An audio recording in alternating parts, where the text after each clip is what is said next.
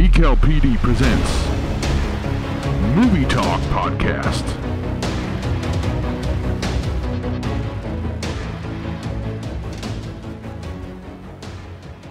Hello, welcome to the 2Sweet movie show. It's Thursday the 8th of November. So as always, we've got some exciting movies out today, and we've also got some interesting reviews. So let's go take a look at The Girl in the Spider's Web.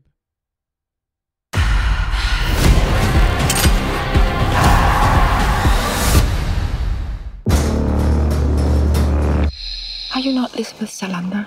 The girl with the dragon tattoo. The girl who hurts men, who hurt women. I'm transferring all of your cash to your wife. He won't hurt you again. Oh, those lucky ladies. Why did you help everyone but me?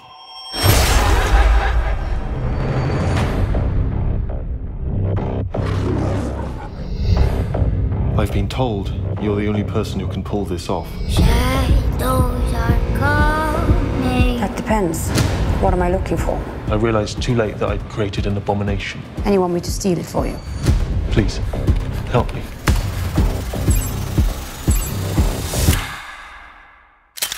Burning in fire. Someone set me up. I need your help. What's that? That's what I want to know.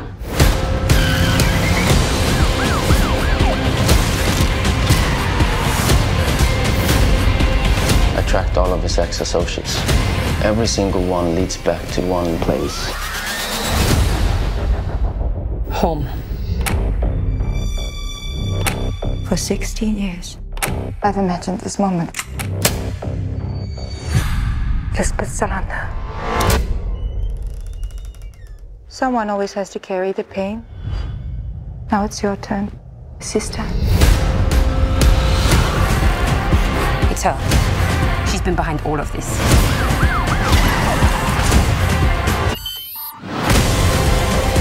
Whatever she's planning, it's bigger than just you. I know what she's capable of. We're running out of time. Now the world will burn, and everyone will know. It was you who lit the match.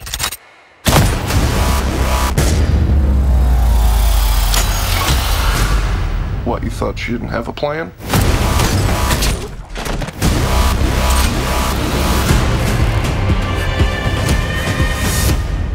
So The Girl in the Spider's Web is basically a crime drama thriller, and it follows the story about a young computer hacker named Lisbeth Salander and journalist Mikkel Blomkvist, and they find themselves caught in a web of spies, cyber criminals, and corrupt government officials.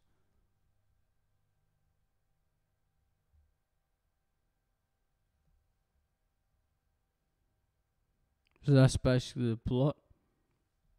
And then the cast here, well, last time we got in The Girl in the Dragon Tattoo, there was Rooney Mara, who was in Lion, but this time they've replaced her with Claire Foy. So she's joining it, which is pretty amazing to hear considering her success with First Man, Unsane and The Crown, and even Breathe last year. She's had an amazing year, and it's just going to keep getting better. So I think she'll be good as a female lead.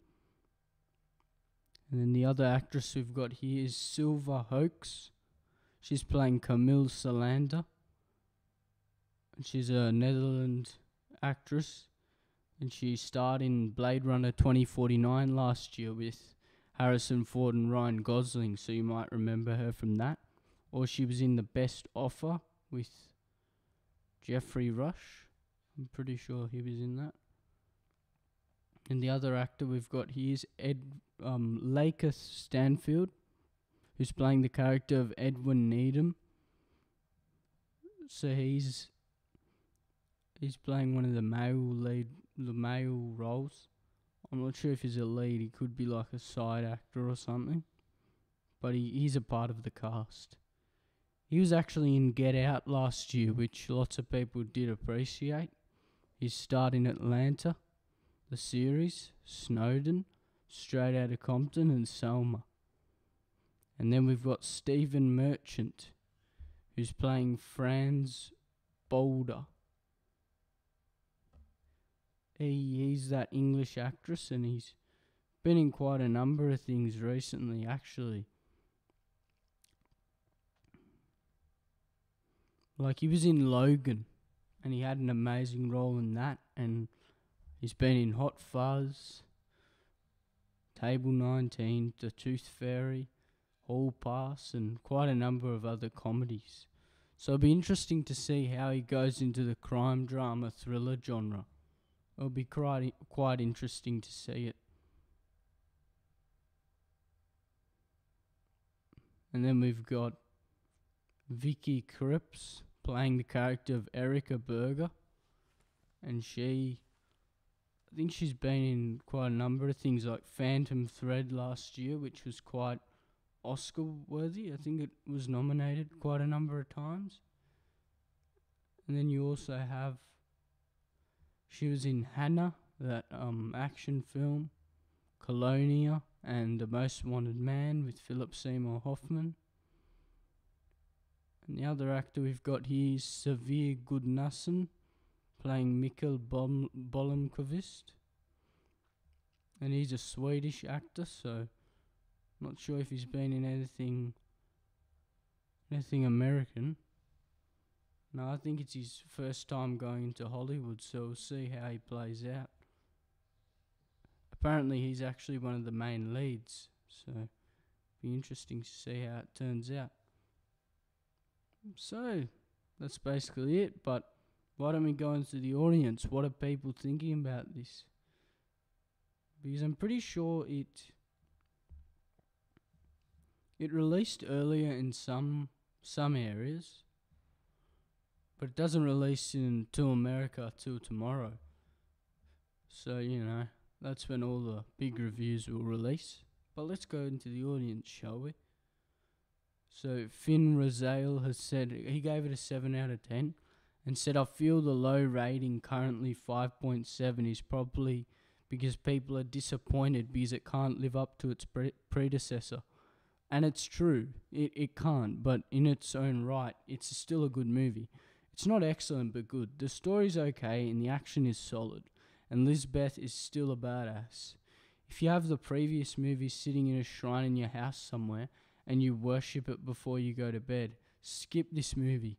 But if you want to just have an enjoyable, if not terribly memorable action thriller, then go ahead and have fun with it. And then we have another person who's gave it a 4 out of 10. Disappointed, Hassan Berth. And she said, as a Swede, I'm disappointed. And then Tommy Peters gave it a 5 out of 10 and said, oh, just a standard action movie. This movie just lost it. Only the first Swedish movie managed to give the feel that nothing important was left out from the book. Here, intentionally, most of the book was left out to give room for car chases and fights. The result is a banal action movie where all persons are two-dimensional. And Paul G. Caladrin has said, are you Lisbeth Salander, the action hero? She said, I'm gonna sound biased, but the truth is that I am David Fincher come back. I miss his take of Millennium, which was brilliantly engaging. He says Fede Alvarez is not a bad director choice. I underestimated him. He knows how to get the stylish imagery of the film. There's a good eye here since many creative ideas are being used for the shots. It gets points for that. He uses some shaky cam in the intense scenes. Thankfully, there's a good balance of steady and handheld camera use. I've seen Claire Foy getting better work recently. My bets were that she will portray Lisbeth Salander being hysterical or explosive, But I was wrong because she lands a solid performance, subtle when she needs to be, and even showing the emotion that's underneath Lisbeth's tough exterior. Surprisingly, she's even funny.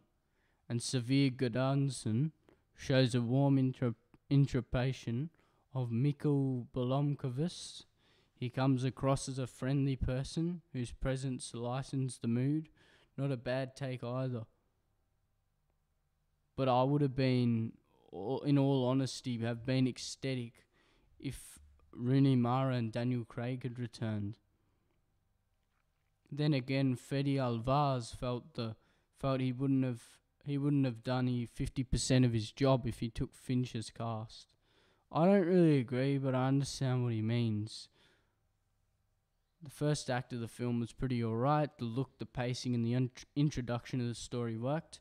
You can tell by the beginning that the style direction will be something else, an action thriller. And he says the experience of watching Spider Web was enjoyable. You can have fun with the action and your suspenseful scenes. As a typical action movie, it just does the job. That's good to hear. And I think it's surprising because these type of movies aren't normally action thrillers. They're more like crime drama thrillers. So I suppose that on IMDb they'll add the action genre for this film too, because apparently it's more of an action film than anything else.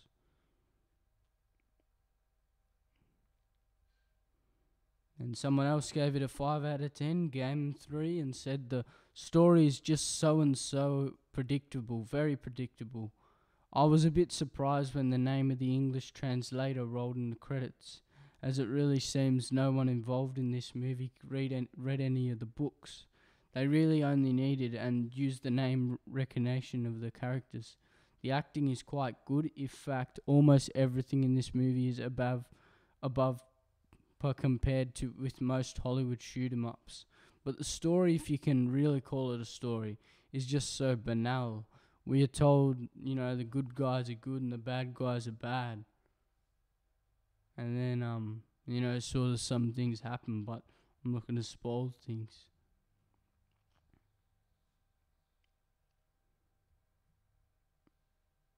And then some Eclipsey said, forget the books, watch it with a hangover. 6 out of 10. A dull, nicely shot action thriller. If you love the books, just don't watch it. Watch it on the Sundays with hangover and pizza. And let's finish it off with Jazz1552 and said, I must see, what a good movie. 9 out of 10. This movie is an excellent follow-up to the Millennium Trilogy, an action-packed thriller shot in a grey and dark atmosphere of Stockholm and surroundings in the wintertime.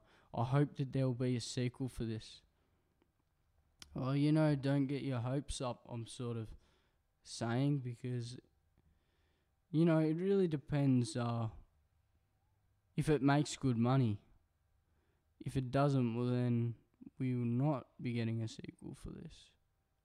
I mean, to be honest, I wouldn't mind seeing it. Like, it doesn't look like a so-called bad movie. And the audience are quite mixed on it. But why don't we go to the critics? What are they thinking about this film? So, Stephen Whitty from Film Journal International said Foy and Alvarez have still spun the old and new elements together in an effective web. If this is a trap, it's one you won't hurry to escape from, or even fear being caught in again. And William Bibany has said from The Wrap, The Girl in the Spider's Web is such an absorbing airplane novel of a movie that you half expect to walk out of the theatre and into Oha International. Your flight was on time and the turbulence was totally badass. And Jim Vajovda from IGN has said The Girl in the Spider's Web has essentially refashioned Lisbeth Salander into a superhero. And Benjamin Lee from The Guardian said he gave it a 60 and he said it's watchable enough but a letdown by a strange lack of interest in presenting Salander as anything but an engine to propel a plot. More female action heroes is by no means a bad thing, but forcing Salander into Bond's shoes feels like a misstep. her intellect and survivalism suited to far more interesting pursuits. And Deborah Young from The Hollywood Reporter gave it 50 out of 100 and said the filmmakers take a heroic, action-packed, high-tech approach that empties out some of the originality of this unique female heroine. So yeah, the critics are sort of mixed as well. There'll be new critics coming out when it releases in America, but so far, yeah, only released in Australia and a couple of other locations in Europe. So my thoughts here. Well, I thought the scene. There's this scene where she's like, running from somewhere, and there's like, and then she like jumps into a bathtub for her to escape it. That looks interesting. Like I can tell that it has many cool action sequences. And I haven't seen the original one, so I can't really comment. But I wouldn't mind seeing this one. Like Claire Foy, she's a pretty good actress, and it looks like she'll put a good performance into this character. A different performance to what Rooney Mara did, but it'll be just one of those action-packed movies. It's a new dragon tattoo story. It's not what you thought it would be. So concluding here, we'll then, director Fede Alvarez, not familiar what he's done, but he actually directed Don't Breathe in 2016. So he's more of a horror genre type of guy, like what he's been directing, and The Evil Dead. But now he's gone into an action thriller. But it probably will be suspenseful, but I don't expect it to be scary. And Jay Bazoo has wrote the screenplay. He wrote the screenplay for Monsters Dark Continent. And Fede Alvarez, well, he's also part of the screenplay too. He wrote Don't Breathe. And Stephen Knight, the English writer, he's a part of this film. And he was the creator of Peaky Blinders, which has been on ABC, and Taboo has starred in SBS with Tom Hardy. And he wrote the screenplays for Allied with Brad Pitt and Marion Cotillard, which was quite interesting. I did enjoy that. And he wrote the screenplay for The 100-Foot Journey, which I also did enjoy. He wrote the screenplay for Burnt and Lock. And Closed Circuit, the one with Eric Bana, which was quite popular. It's based on the book by David Lager Krantz and Stieg Larsson.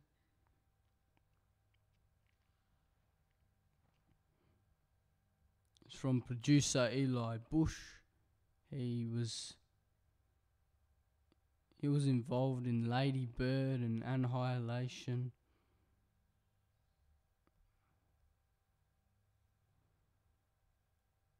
And the cinematographer, well, he's Pedro Luke.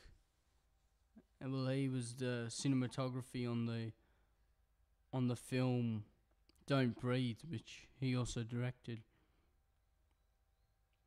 So I don't expect too much from it, but I expect it to be a watchable thriller. The storyline could be interesting at times, but it's probably not a complex storyline. It's just one of those simple type of things, like what we've been seeing recently. But yeah, I don't expect it to be bad as such. I expect it to be quite entertaining. And I'll be happy when I go to see it. I mean, even though I'm not familiar with the other films, I might actually see the one with... might actually go ahead and see the one with Rooney Mara and Daniel Craig. Well, Daniel Craig is he's an amazing actor himself. As he's been in James Bond and everything, with just playing the role. He was perfect for James Bond, so I'm expecting lots of things from him, but you know, it's sort of disappointing that he didn't return to the series if he was very good in it. But you know, it's not necessarily a bad thing that he didn't return. You know, sometimes it's good to give films a refresh, give it a reboot with new cast. But you know, the people memorable here is Claire Foy and Stephen Merchant, and also the other actress who's in Blade Runner 2049. And I think I've seen some of that. It was on TV one time, but I didn't see it at the theatres actually. But you know, it was sort of mixed. Like, lots of critics really enjoyed that one, but not everyone did. Alright, so now onto my review of Johnny English Strikes Again. Virtual reality. That's right, sir. He's built a computer model of the inside of Walter's mansion. When you put on this headset, it will look and feel as if you are inside the house. You'll be able to open and close doors, walk up and down staircases, completely familiarise yourself with its layout. This floor moves in any direction, so you can walk as far as you want in the virtual world without ever actually leaving this room. One thing though, sir. The experience can be very disorientating. It's completely immersive, and some people lose all track of their actual surroundings. I think we can pretty much guarantee that's not going to happen. I'll just need you to sign the health and safety releases. Would you excuse me while I find an iPad? I'll go with him, though. If we don't chivvy him along, we'll be here all day.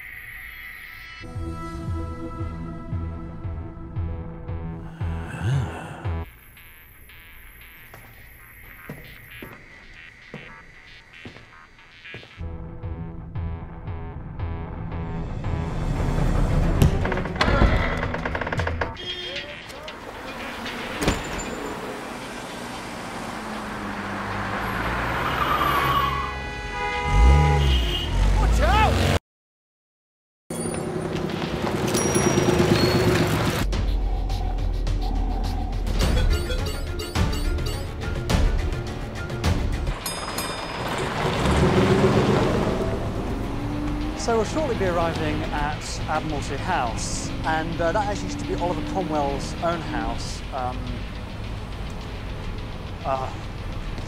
And then we'll be going to Horse Guards Parade. Perhaps you'd like to sit down, sir.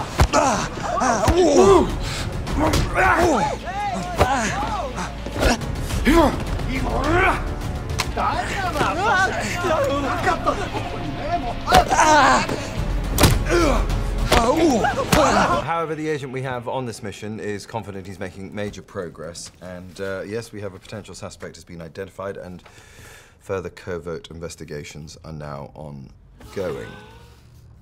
Yes, quite. So I expect to have more to announce on this front shortly. Now, I saw this a couple of days ago, and I thought it was a funny action comedy. You know, it was a simple story, but it mostly works. The story of this film, I mean, Johnny English, he's playing a school teacher. Well, you know, in the previous film, he's an agent, but he retired, and yeah, it turned out to be a school teacher, which we found out about it in this one. So he's brought back out of retirement when the Prime Minister, Emma Thompson, has a word to him and says there's a cyber attack which has hit Britain, and he has to find the person responsible for it. And then, you know, it takes him on a hilarious adventure through the UK and the south of France, and it's got some exciting action and plenty of laughs. You know, Atkinson, he's just perfect for these kind of roles. He works as the super spy Johnny English. You know, it's just, it was entertaining, but I thought somehow it dragged towards the end. I don't know. It just took a kind of turn and wasn't as it was entertaining, but it could have been better. And some of the humor was overused, and only kids found it funny in the theater.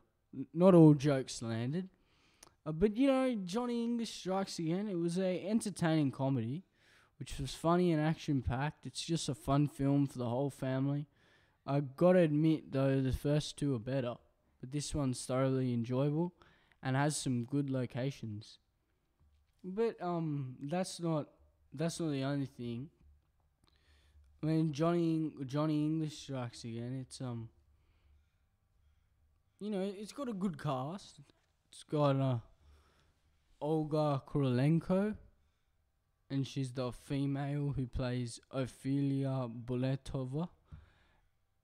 Well, she's been in Oblivion and Hitman and Quantum of Solace, so she's quite a popular actress.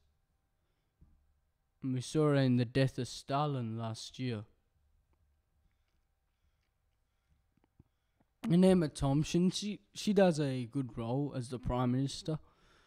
You know, nothing too major, but when she's there, she does deliver a good performance.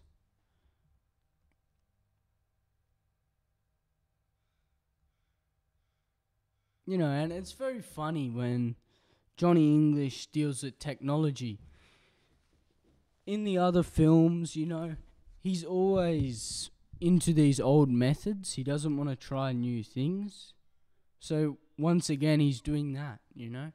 He's using old methods, and sometimes to complete the mission, you don't need to use much technology. And, you know, he kind of proves that. You know, but he has to deal with all these technology troubles, and there's scenes where he tries out virtual reality, and I've got to admit that's quite hilarious. I mean, he knocks over all these people on buses and insults a grandma, you know. It is quite funny. And, you know, it's just a family comedy. It's for the whole family. And it's good it's pretty short, you know. These type of films, you don't want them to sort of drag longer. I guess some kind of scenes could have been shortened, and Ben Miller as Bo, he was an average type of actor here, you know.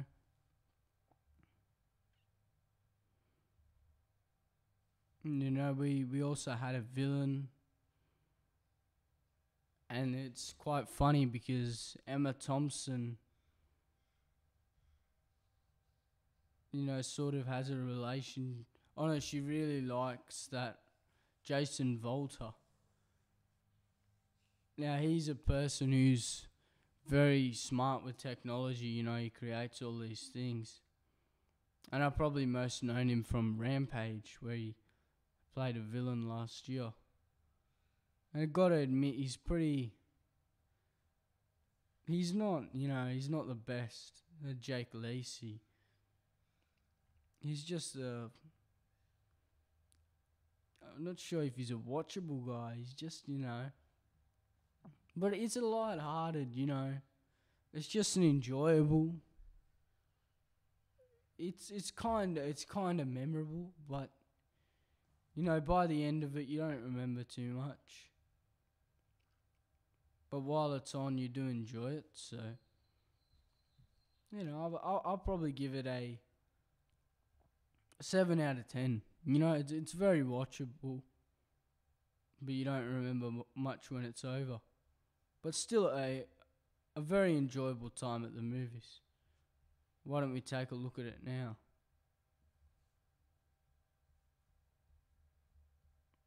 So now onto the Bollywood film Bazaar. Now, I actually saw that yesterday. I gotta admit, I was very impressed with this. It's a stylish, fast-paced drama with, plenty of thrills, but it's also very thought-provoking. The story, it's about Rizwan Ahmed, who's playing, and the actor, Rohan Vinod Mehra. He's playing a young graduate who actually is a stock trader, but he does it locally in Allahabad. But then he moves to Mumbai because he wants to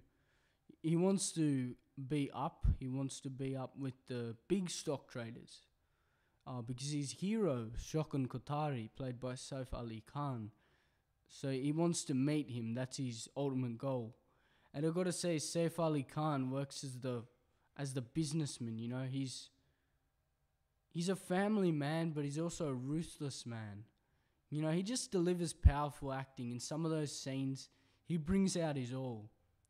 He's just doing some great acting here. And so does his co-star, Rohan Mehra. He gave us an impressive debut into Bollywood.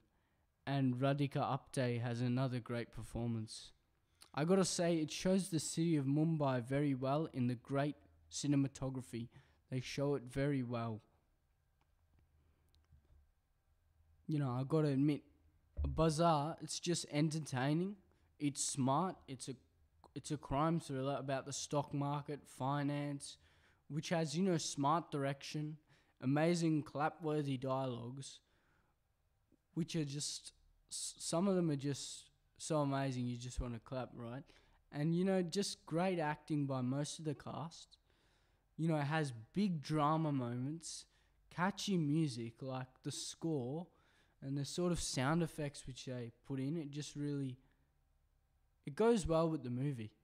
And good songs, like I gotta admit, the song Billionaire by Yo-Yo Honey Singh, it's a pretty catchy song. It's one of those type of party songs. And then you have Kem Cho, which is, it's a song about sort of money, money, the stock market, investment, all these type of things. And then we have another song called Adura Lafaz, sung by Rahat Fateh Ali Khan. And this is kind of a family song. It's a song about a family because, even though Saif Ali Khan is playing like a type of businessman who's a hardcore businessman, he still cares for his family. He has huge respect for his children. You can see that in many scenes. He really does respect them. And, he respects his wife as well. And then we have the song La La La, sung by Neha Kaka. Now, Neha Kaka, she's delivered us brilliant songs this year. We Dilba in Satyameva Jayate. Badayo, we heard the song Moni Banke. It's always some good songs. And this song is basically just a romantic song about how Rohan Mehra and Radhika Apte meet and, they fall in love. It's Bollywood. It has to have a romantic plot in it. But it's also about stock trading. So you got to admit, it's pretty thought out and it's pretty amazing. The other things I could say is the editing's top class. Like the way it's edited, it's just very impressive. Like, I'll explain this. It's just the way it's shot, the way they place scenes, you've already seen before. They repeat them to jog your memory. That's very smart because it's not a long film, but I think it crosses the 2-hour, 20-minute mark. But it could have been longer, and that's the thing. I would have been happy if it was longer. But it has plenty of edge of your seat thrills. There's scenes where people are just standing in front of these rise highs hotels, these buildings, and people are just standing on the edge of them. You're like, if you're afraid of heights, this can get you. I gotta admit, you know, you gotta see this before it leaves your cinema. It's really worth it, and it's a mind-blowing film's release. And you know, the other actors too. We have the other actress who plays Saif Ali Khan's wife, Chitranga Singh. She has a fine performance. It's not bad, but the players here are Saif Ali Khan and Rohan Mehra. They just make this movie, man. They're doing brilliant performances. This movie's about money. This movie's about, you know, sort of deception. This movie's just about the stock market, you know, how it works and how it plays out. It's just really terrific to watch. You know, he's an ambitious young man. He wants to, you know, he has a very big interest in the stock market, and he idolizes, he remembers everything that Shokhan Kothari. So basically, he's a god, Shokhan Kothari. He's the king of business, and you know, he just knows everything.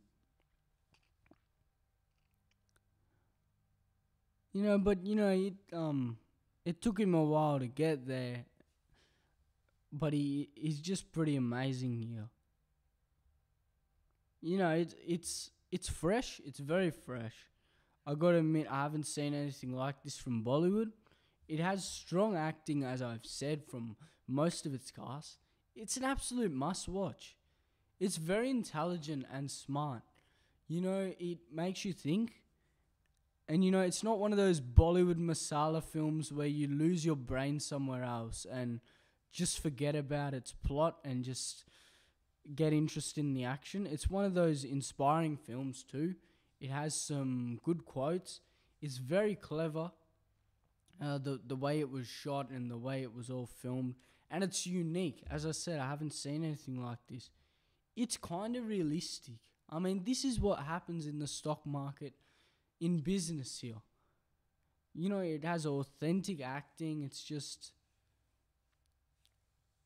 very surprising. Meaning, I was very surprised by this film. I've got to admit, it's pretty entertaining.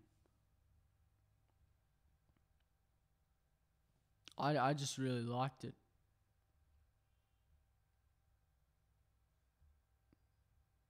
You know, Saif Ali Khan. You know, he's up there with Salman Khan now. He's up there with Amitabh Bachchan. He's just putting on some amazing performances recently. You know, this man, he has dreams. Rizwan Ahmed, the young man. He's a small town guy.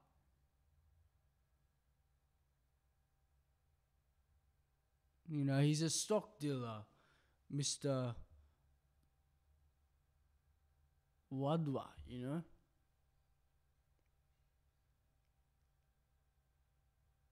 The thing is, when he meets a girl, you know, he becomes a stock dealer. So that was good to see.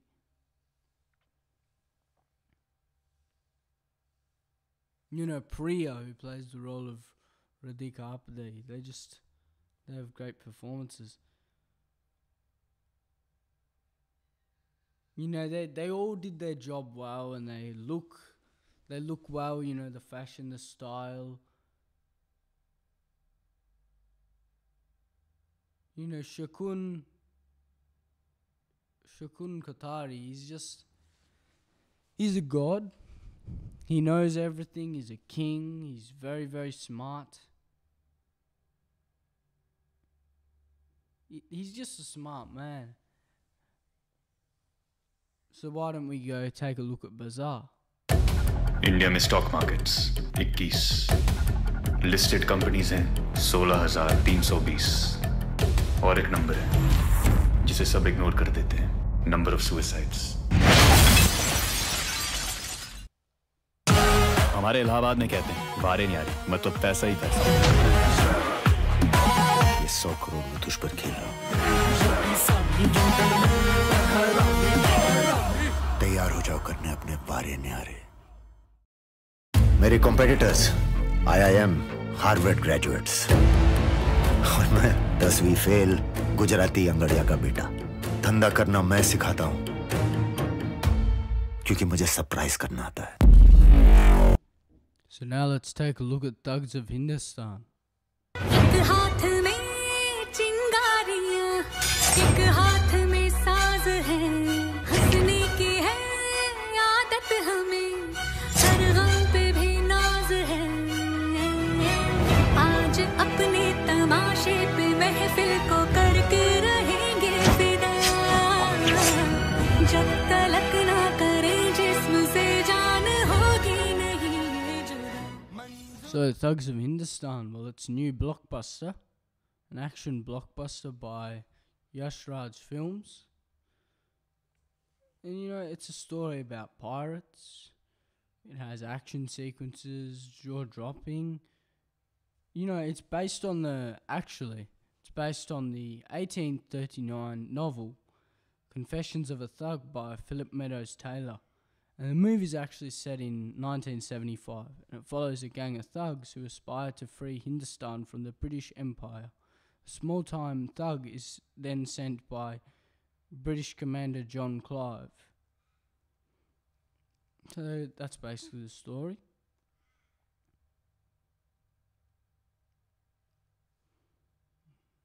And then we can go into the actors, because it's got quite a big cast of memorable actors here.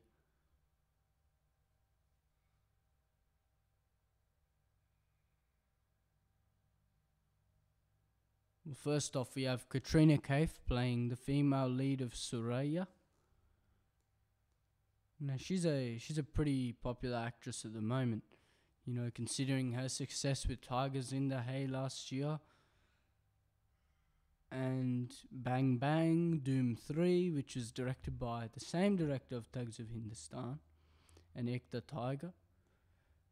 And then we've got Amir Khan playing Farangi. He's a villager. So, you know, he's been successful with Dangal, Tari Zameen Pa, Rang De Basanti, Lagan, Once Upon a Time in India. Just quite a number of memorable things. And Amitabh Bachchan's also here playing the role of Khuda Baksh. And you know, this man is just amazing, considering his success in 102 Not Out This Year, Pink, Black, and Kabhi Khushi Kabhi Gum. He's quite an icon. And then we have the role of Fatima Sana Sheikh playing Zafira. Now she's actually been in Dangal, so she's returning to be with Amir Khan in the next movie. Also good to see. And she was in table number 21. And the other actor we've got here is Jackie Shroff. Well, he's rumoured to be in here. I think he'll be in here. He's been in Devdas and Happy New Year. And even I saw him in Sakar 3. And we've also got Ronit Roy coming back after being in Love Yatri. So he's back in the cinema. He's back in the movie. And you know, he was also in Sakar 3.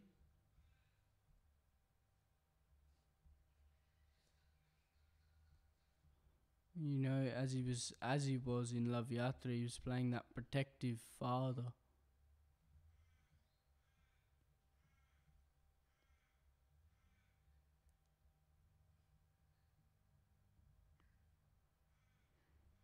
So why don't we get on to the audience reviews, because apparently it was already released in France. So we can sort of have a look at some early reviews for this. So Madi Rashmon has said, 8 out of 10, a well-balanced entertainer all the way. So they say that Thugs of Hindustan is an all-out entertainer that left me hooked through its running time. The narrative is well-paced, sets are grandeur, action sequences are slick, and the performance by the principal cast are top-notch. What else one expects from a film that has Amitabh Bachchan and Amir Khan? And as the movie progressed, I was impatiently waiting for Amitabh and Amir to cross paths for the first time on screen. When I did, I had goosebumps. It was truly a moment to behold. Knowing the nature of both their characters in the movie and the situation when they meet, the heart-pounding tension I felt was a bonus. The cross-talk they exchange whenever they meet was pure magic. Kudos to writer and director Vijay Krishna for the brilliant screenplay. The well-staged action and above-par art direction only play second fiddle to the masterful acting by Amitabh and Amir. I would like to throw Fatima Sana into the mix too. While Amitabh gets a poised performance as Kudabash, who's a freedom fighter, and he's well focused on his objectives, Amir Khan has fun with Farangi, a devious, chameleon-like character who always kept me guessing. He twists and turns the table at the most unexpected instances, and Fatima as Zafira, an expert with bows and arrows who is hell-bent on freeing herself from her inner wounds, also gives a noteworthy performance. And then she said, sadly, the only weakest link in this movie is Surayra, played by Katrina Kaif. She says that she's only there to perform a few item songs, but every other aspect in this film makes up for it. Englishman Lloyd Owen as Clive, the main villain, talking to his fellow Englishmen in Hindi is a real downer. If only director Vijay came up with a creative device like shifting their lingo from English to Hindi within one shot. But overall, Vijay handles this historical epically, steadily steering it to a rousing finale. I have a feeling that this movie will break records easily. It is highly recommended. And Vishal Tawar 28 has said 10 out of 10. A great masala entertainer with excellent performance by Amir and Bachchan.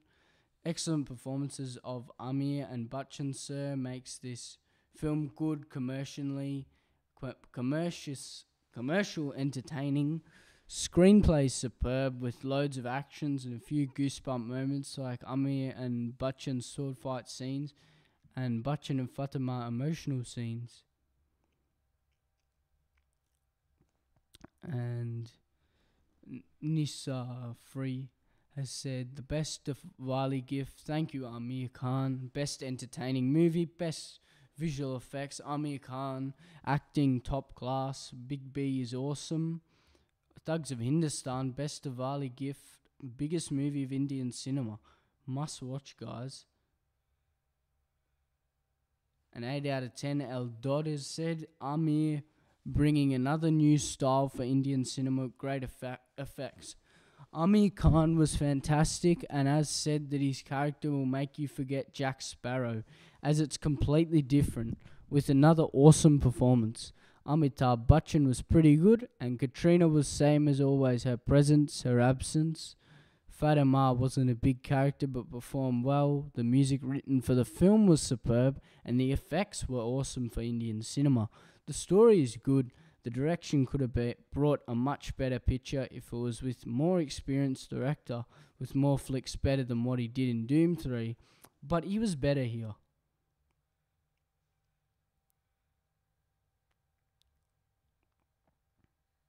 So there you go. That's the audience reviews, and don't think there's been any critic reviews as yet. But my thoughts, this film, from the spectacular trailer I saw, I thought that this, it's very different to Pirates of the Caribbean. I know lots of people have been saying, it's the same thing, they're trying to rip it off. But I completely disagree. I got to say that Katrina Kaif as Suraya, I know lots of people are saying she's just for item songs, but when she's there, her presence will be beautiful to see, She's just a amazing actress. And Amir Khan as Farangi, he seems to have just sort of a humour to him. He's playing fun with his character. And Amitabh Bachchan as a sort of pirate and thing. He just seems like delivering just some brilliant dialogues as we saw in the trailer. And, it'll be good to see Jackie Shroff and Ronit Roy. He was in Lavyatri, and it'll be interesting to see what he's done here from after his Lavyatri performance. But anyway, I'm totally excited for this one. Got to say thank you to Mind Blowing Films for bringing it to Australia. Just amazing work you do. And Yash Raj Films, how many amazing films this year? Lavyatri, Race 3, Thugs of Hindustan, Zero. Actually, I might have made a mistake. Zero's Red Chilies Entertainment, but anyway, it'll be great to see it. I'm totally stoked for this one. Gotta say, I did enjoy Doom 3, but gotta admit, it's good to see that he probably redeemed himself for Doom 3 and made Thugs of Hindustan better. Lots of people have been, just since that trailer came out, since the teaser came out, people have just been anticipating it for a long time. And I gotta admit, it will not disappoint. It'll be a spectacular action, adventure, romance, many other things too, It's just going to deliver great things. Just a wonderful film. That's what I'm expecting. I expect everyone to go see it, Even if you've never seen a Bollywood film, start this as your first Bollywood film to see. I know there might be a few English listeners in this podcast, and they're not familiar with Bollywood, but this is how you start off your introduction to Bollywood, from seeing this film or Bazaar, It'll just make you think, that Bollywood has a kind of class that Hollywood can't represent. Bollywood's very different to Hollywood. And it shows, They create things which Hollywood will never do. Just got to say, kudos to the whole cast here. Kudos to everyone. It's just going to be a brilliant film. I'm expecting big things for Thugs of Hindustan. And, possibly next week I'll give you a review for this. Or maybe the week after. But so excited for this one, man. So excited for this.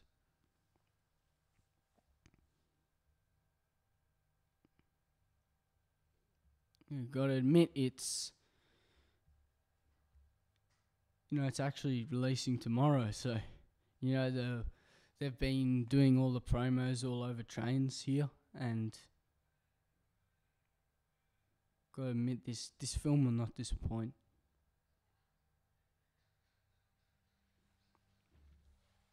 So I think this wraps it out for the week. I talked about a couple of films. I suggest you guys, if you haven't seen Johnny English Strikes Again yet, it's probably your last chance this week. And Bazaar, it might have already been taken out of theatres, unfortunately. But, it was a good watch, and I suggest you just check it out when it goes on streaming services. Or if you get to watch it, just somehow check that one out, because you just won't be disappointed. If it shows on TV or something, just catch it, because it is an extraordinary film. Thugs of Hindustan, The Girl in the Spider's Web. If you haven't checked out Venom or First Man, check them out. Hunter Killer, Bad Times at the El Royale, probably in its last week. I just got to say, I think this wraps it up for me. But if you haven't seen Badayo, I recommend you to check that one out too. Unfortunately, I haven't even seen it yet, but I've been busy with the amount of films I've been watching. As I say, I've been keeping this podcast, and I've got to keep reviewing. That's what I got to do. Considering I saw you know, how many Bollywood films I saw recently? Love Yatri, Namaste England, Bazaar, next one Thugs of Hindustan, Badayo. You know, I'm going to be busy. Anyway, I'll see you next week for 2Sweet movie reviews. Keep going to the cinemas, keep supporting them. You know, they really need your help. And got to thank Universal Pictures, because I spoke about Johnny English, and Bazaar is brought to you by Mind Blowing Films, and also B4U Motion Pictures, Viacom 18 Motion Pictures, and The Girl in the Spider's Web is brought to you by Sony Pictures, I'm pretty sure. So,